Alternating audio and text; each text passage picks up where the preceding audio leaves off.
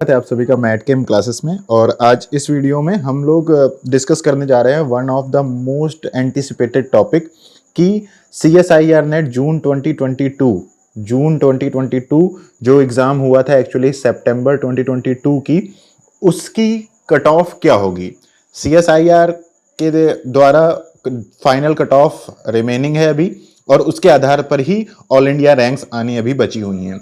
NTA ने अपना काम कर दिया है। एनटीए ने एक्चुअली क्या कर दिया है कि एनटीए ने हम लोग को अपने अपने मार्क्स बता दिए हैं कि किसके कितने नंबर आ रहे हैं। सबको ये एनटीए ने आपकी वेबसाइट पर दे दिया है। जैसा कि आपको पता है कि सामने ऐसे इस तरीके से एप्लीकेशन नंबर डालकर हम लोग क्या कर सकते हैं कि अपनी मार्क्स पता कर सकते हैं। होपफुली आप में से सभी लोगों ने अपने अपने मार्क्स पता कर भी लिए हैं। तो अब CSIR नेट की तरफ से हमें उम्मीद थी कि भाई जल्दी से जल्दी CSIR नेट आपके लिए, मतलब CSIR HRDG जो है CSIR ऑफिस है, वो कट ऑफ निकाल देगा। और कट ऑफ निकलने के बाद भाई जिसका CSIR नेट निकल गया है वो ठीक है, जिसका नहीं निकला है वो आगे की तैयारी शुरू कर देगा। बट CSIR हर बार की तरह भाई स्लो काम ही करता रहता है, और इसी वजह से हमें ये वीडियो बनानी पड़ रही है क्योंकि बहुत सारे स्टूडेंट्स अभी इस कंफ्यूजन में हैं कि एक्चुअली हमारा नेट क्लियर हुआ है कि नहीं हुआ है, और उसके आधार पर उनके जीवन में जो आगे उन्हें करना है, मतलब आगे जो भी एग्जाम क्रैक करना है या फिर उसके आगे जो भी उन्हें करना है, कुल मिला के कन्फ्यूजन का टाइम ये बना हुआ है। हर कोई बस यही सोच रहा है कि आखिरकार कट ऑफ क्या है और CSIR नेट इतना स्लो एक्चुअली क्यों कट ऑफ निकालने में इतना टाइम क्यों लगा रहा है, क्योंकि दिसंबर 2022 का भी एग्जाम होने वाला है। और दिसंबर 2022 के एग्जाम की नोटिफिकेशन तो छोड़ो, अभी पिछले एग्जाम की कट ऑफ ही नहीं आई है। तो आप सभी को थोड़ा सा क्लैरिटी देने के लिए ये वीडियो आ रही है। इस वीडियो को आप देखिए, कट ऑफ देखिए, और जो कट ऑफ होगी वो थोड़ा सा अच्छे से प्रीवियस जो कट ऑफ आई थी उसको ध्यान में रखते हुए बनाई जा रही है। तो आप ये मत सोचना कि बस ऐसे ही वीडियो बना दी गई है। और मैं कोशिश तो यही कर रहा हूँ कि ये जो कट ऑफ आपको अभी बताने वाला हूँ, ये cut off actual cut off से बहुत ज़्यादा तो 2-3 नंबर आगे पीछे ही होगी। इससे पहले जो लास्ट एग्जाम हुआ था उसकी कट ऑफ हम लोगों ने प्रेडिक्ट करी थी, और एग्जैक्टली 2 नंबर आगे पीछे ही कट ऑफ का डिफरेंस था। तो इसलिए पिछली बार कट ऑफ का जो प्रिडिक्शन था मैट केम क्लासेस की तरफ से वो काफ़ी सही था। तो इस बार भी हम कोशिश करेंगे कि कट ऑफ का प्रिडिक्शन काफ़ी एक्यूरेट रहे।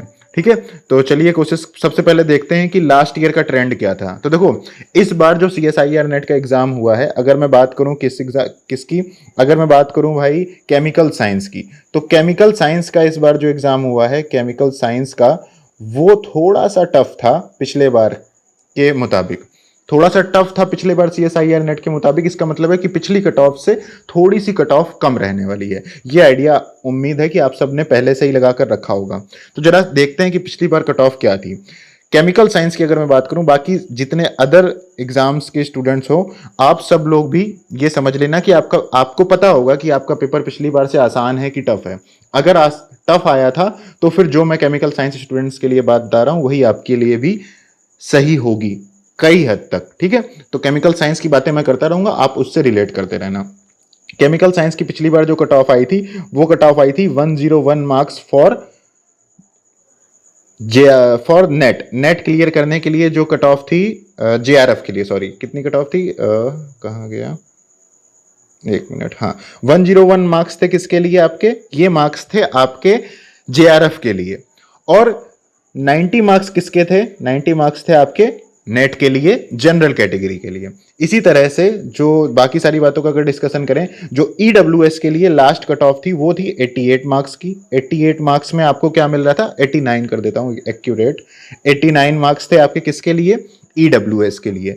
इसके बाद JRF के लिए, और यहीं पर EWS के LS के लिए, सिर्फ और सिर्फ लेक्चररशिप के लिए, जिसे LS बोलते हैं, लेक्चररशिप या फिर असिस्टेंट प्रोफेसर के लिए जो कट ऑफ थी वो थी 80 मार्क्स। ठीक है, EWS ये 80 हो गया, ये 89 हो गया। ठीक है, और इसके बाद अगर बात करें OBC की, तो OBC 43 का मतलब हो गया 86, या फिर मैं लगाता हूं 86.5 JRF के लिए थी। और यहां पर कितना हो गया, OBC के लिए 38 हो गया आपका, 38 60 76, तो 77 मार्क्स हमें LS के लिए चाहिए थे। इसी तरह से अगर हम बात करें SC कैटेगरी की, तो SC कैटेगरी के लिए आपके 66.5 मार्क्स चाहिए थे JRF के लिए। और यहां पर जो SC कैटेगरी के लिए एलएस के लिए जो क्वालिफिकेशन थी वो थी अराउंड 60 मार्क्स के अराउंड, ठीक है।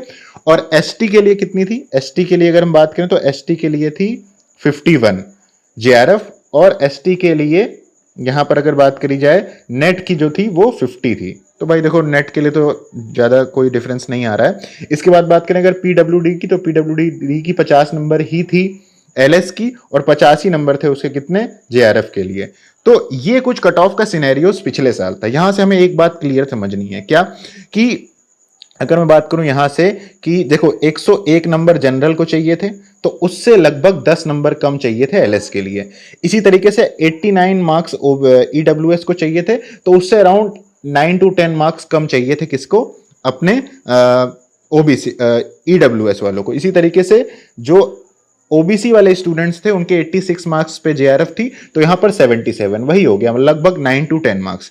यहां पर ये अब एससी एसटी में थोड़ी सी कहानी बदल जाती है। एससी एसटी में अराउंड 5 से 6 नंबर का डिफरेंस ही होता है। तो एससी एसटी में जो डिफरेंस था वो 5 से 6 नंबर का था यहां पर। और अगर बात करें एसटी की, तो एसटी और ईडब्ल्यूएस में तो कोई डिफरेंस ही नहीं है।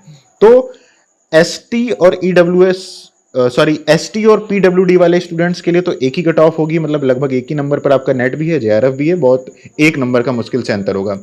मेन बात है जो जनरल की, ईडब्ल्यूएस की और ओबीसी की, इन तीनों ही सिनेरियोस में 9 to 10 मार्क्स का डिफरेंस होता है। तो चलिए अब बात करते हैं कि इस बार की एक्सपेक्टेड कट ऑफ क्या होगी।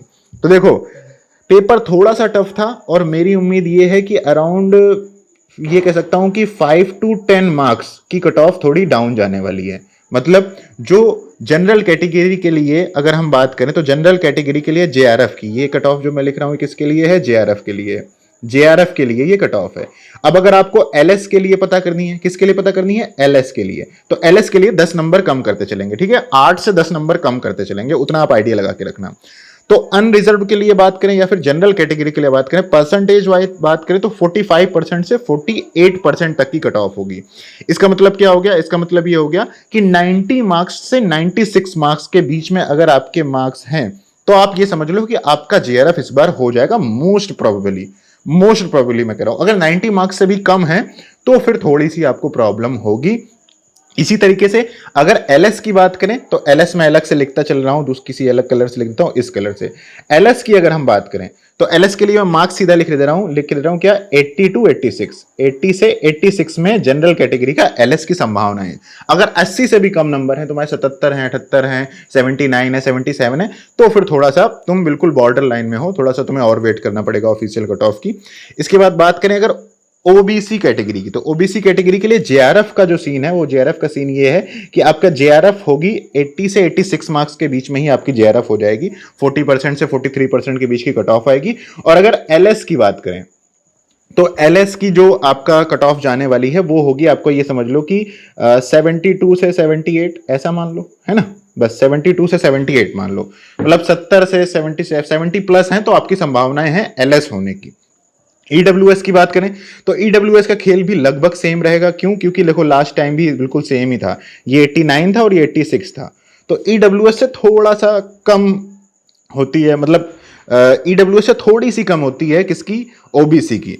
तो यहां पर ओबीसी से थोड़ी सी ज्यादा होगी तुम्हारी। अब 86 से 92 मार्क्स जो अंदाजा है वो किसकी होगी? ईडब्ल्यूएस की। ईडब्ल्यूएस की कट ऑफ जो जेआरएफ की है वो कितनी होगी? 86 मार्क्स से 92 मार्क्स के बीच में।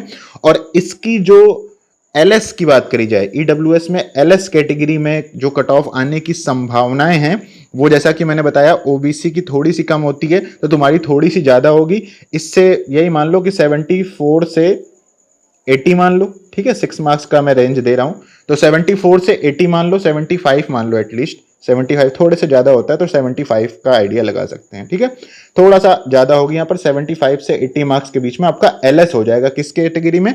ईडब्ल्यूएस कैटेगरी में।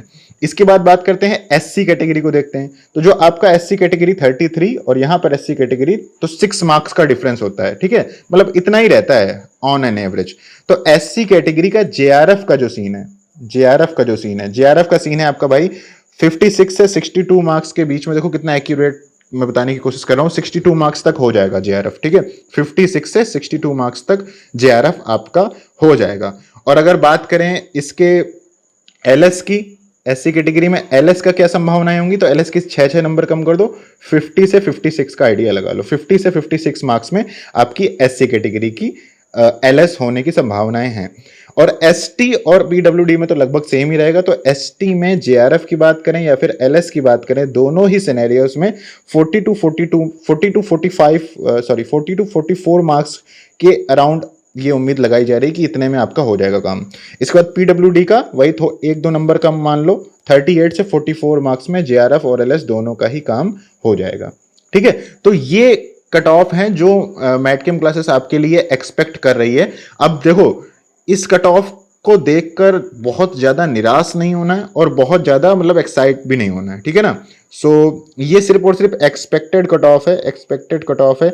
इसलिए भाई ये मत समझिएगा कि यही कट ऑफ है और इसके आधार पर ही आप किसी भी तरीके का कोई डिसीजन मत लीजिएगा। ये भाई मतलब कुछ भी, तुम्हें ऐसा नहीं कि एकदम परेशान हो जाओ, डिप्रेशन में चले जाओ, एकदम खुद से हो जाओ, पागल हो जाओ, पढ़ना छोड़ दो, ऐसा नहीं है। ये मेरी उम्मीद है। और एक्चुअल कट ऑफ कब तक आ सकती है, सबसे बड़ा सवाल तो ये है कि एक्चुअल कट ऑफ कब तक आ सकती है। तो एक्चुअल कट ऑफ का जो आइडिया मैं अभी तक लगा रहा हूं, तो 5 नवंबर को हम इस वीडियो को रिकॉर्ड कर रहे हैं, तो आप ये समझ लीजिए 20 नवंबर तक, ठीक है ना। 20 नवंबर मतलब थर्ड वीक में आएगा, सेकेंड वीक के लास्ट में या थर्ड वीक ऑफ नवंबर 2022 में एक्सपेक्टेड कट ऑफ उम्मीद करी जा रही है, तब तक आ जाएगी। और लास्ट वीक ऑफ नवंबर या फिर फर्स्ट वीक ऑफ दिसंबर में, नेक्स्ट क्वेश्चन क्या हो जाता है अपना कि दिसंबर 2022 का एग्जाम कब होगा, नेट दिसंबर 2022 का एग्जाम कब होगा। तो ये समझ लो कि फर्स्ट वीक ऑफ दिसंबर में नोटिफिकेशन आएगी, ठीक है। और फेब के आसपास ही एग्जाम होगा, फेब में ही एग्जाम होने की संभावनाएं हैं। जैसा कि 2021 में हुआ, 2022 में फरवरी में एग्जाम हुआ था, वैसे ही 2023 में फरवरी में एग्जाम हो सकता है। इसके बाद अगर और एक और आपका कंफ्यूजन क्लियर कर देते हैं कि अगर आपको रैंक के बारे में ही आइडिया लगाना है कि मेरी कितनी रैंक आ सकती है, तो उसके लिए रैंक प्रिडिक्शन हम लोग हर साल की तरह इस बार भी करने वाले हैं। रैंक प्रिडिक्शन के लिए आपको लिंक दिया गया है डिस्क्रिप्शन में, वहां पर आपको एग्जाम, आपका अपना जो भी डॉक्यूमेंट, जो भी डिटेल्स मांगी गई हैं उन डिटेल्स को भर दीजिए। और 3 दिनों बाद, 3 डेज लेटर, 3 दिनों बाद मैटकेम क्लासेस के इसी यूट्यूब चैनल पर रैंक प्रिडिक्शन का भी डाटा, हम आपके डाटा के आधार पर ही रैंक प्रिडिक्शन आपके नंबरों की करेंगे, क्योंकि जितना ज़्यादा से ज़्यादा स्टूडेंट्स डाटा डालेंगे यहाँ पर, उतना ज़्यादा से ज़्यादा हमारे पास एनालाइज करने की संभावनाएं होंगी। और पिछली बार जो मार्क्स आए थे उस मार्क्स के आधार पर हम आपकी रैंक को प्रिडिक्ट करने की पूरी कोशिश करेंगे। तो ये था भाई इस पूरी वीडियो का मेन जो मैं बातें थी, सारी मैंने कोशिश करी हैं कि तुम्हारा कन्फ्यूज़न दूर हो जाए। और बहुत दिनों से जो हर जगह, हर वीडियो में, हर जगह आप लोग पूछ रहे हैं, व्हाट्सएप पर पूछ रहे हैं, और जो कन्फ्यूज़न है आपका उसको क्लियर करने की हमने एक कोशिश करी है। तो उम्मीद करता हूं कि आपके जो भी क्वेश्चंस थे वो क्वेश्चंस आपके इसमें क्लियर हुए होंगे। जो भी मैक्सिमम क्वेश्चन थे सारे मैंने क्लियर करने की कोशिश करी है और एक आपको थोड़ा सा आइडिया देने की कोशिश करी है। बाकी थोड़ा वेट तो हमें करना ही पड़ेगा, 20 नवंबर तक ऑफिशियल कट ऑफ का CSIR की वेबसाइट पर आएगा, जो कि एनटीए ने अपना काम पूरा कंप्लीट कर दिया है। और यहाँ से मैटकेम क्लासेस ने भी अपनी तरफ से आपको ये जो हेल्प हो सकती थी वो कर दी है।